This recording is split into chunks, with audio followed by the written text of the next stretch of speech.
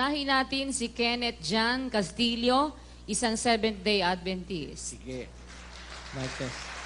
Palagi po akong nanonood ng inyong programa mula pa po na ako ay 4th year high school.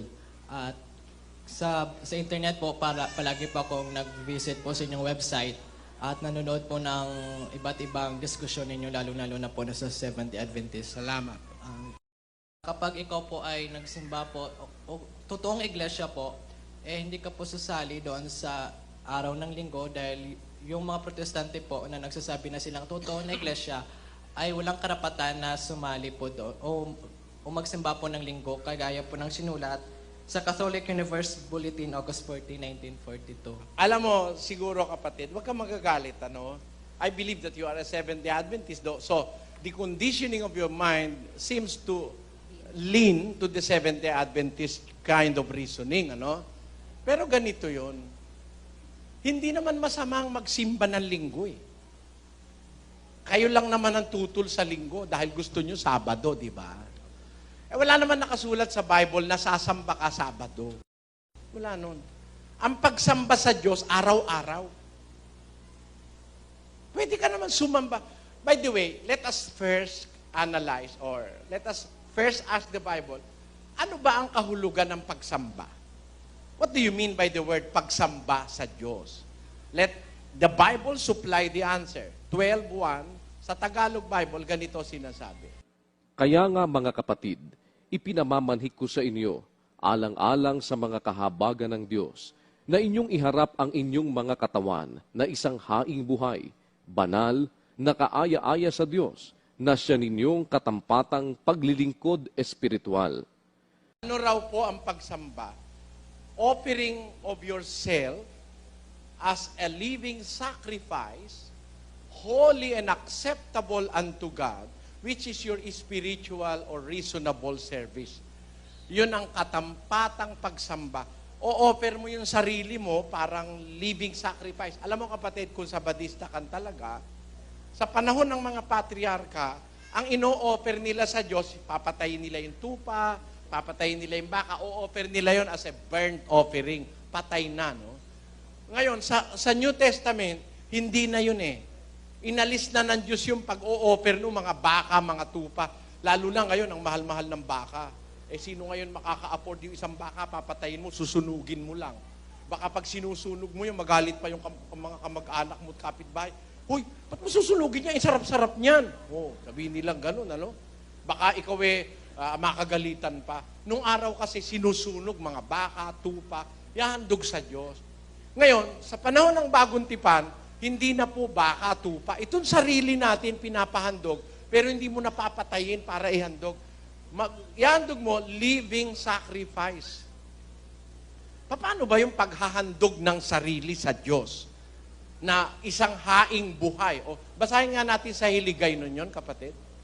Gani, ginapakiluoy ko sa inyo, mga kauturan, bangod sang kaluoy sang Dios, sa pagdulot sang inyo mga lawas, subong nga halad nga buhi, balaan, kag kalahamutan sa Dios, nga amo ang inyo espirituhanon nga pagsimba. Ayan. Ang espirituhanon nga pagsimba, yung paghalad sa inyong lawas, itong katawan niya, gagawin mong halad para sa Diyos na buhay ka buhay para makagawa ka ng espirituhanon nga pagsimba.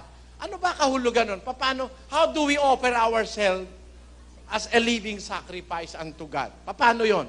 Kunin natin ang paliwanag kay Pablo rin sa 6:13 ng Roma.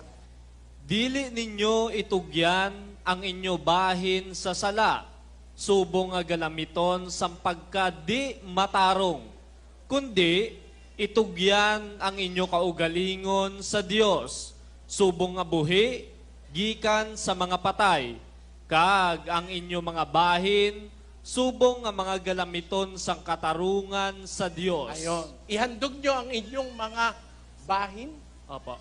ang inyong mga sangkap. Opo.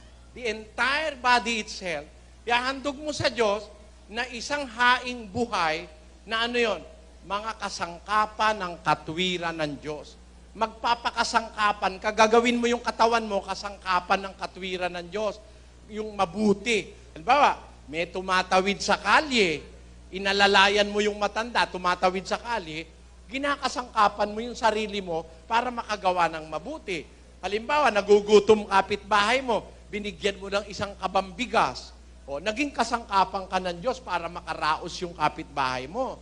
Na ihahandog mo yung sarili mo na isang haing buhay sa Diyos. Yun ang pagsimba o pagsamba sa Diyos. Kaya ang pagsamba, pwede ka sumamba ng umaga, tanghali, hapon, Lunes, Martes, Miyerkules, Huwebes, Biyernes, Sabado. Ang pagsamba, yung paghahandog ng sarili sa Diyos. Gagawa ka ng kabutihan. Halimbawa, merong may sakit, tutulungan mo. Pagsamba sa Diyos yun. Yung asawa mo, mamahalin mo. Ha? Maghahanap buhay ka, bibigyan mo ng pera. Bahagi ng paglilingkod at pagsamba sa Diyos yun. Kakahabagan mo yung kapitbahay mo, paglilingkod sa Diyos yun. Ganon ang kahulugan ng pagsamba, kapatid. Ginagawa yun araw-araw.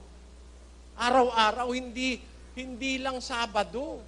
Paniwala mo kasi kahit dahil Sabadista ka, pagka Sabado lang sasamba. Hindi. Mga alagad nga, nagkakatipon sila, nagsumasamba sila sa Diyos. Araw-araw. Basahin natin yung Gawa, Kapitulo 2, at versikulo 46.